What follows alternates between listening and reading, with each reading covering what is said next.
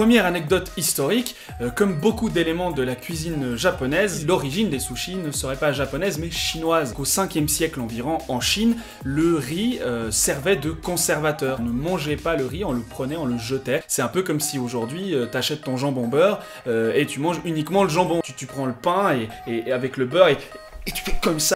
Deuxième anecdote, devenir maître sushi au Japon, itamae, ça s'improvise pas, ça peut prendre de 7 à 10 ans. D'ailleurs, dans les meilleurs restaurants de sushi, le chef sushi, l'itamae, va choisir lui-même l'assortiment de poissons que vous allez manger, vous n'allez pas choisir vous, suivant ce qu'il va trouver au marché le jour même. Il existe des sushis dont vous n'avez jamais entendu parler et qu'on trouve quasiment que au Japon. Parmi ces sushis, par exemple, les inari sushi, qui sont des sushis enveloppés dans une poche de tofu frit, les kakinoha sushi, qui sont en fait des sushis enroulés dans une feuille de kaki. Ou encore les funa sushi. En fait, c'est des sushis qui ont macéré dans le riz pendant plusieurs mois et qui sont devenus un peu périmés.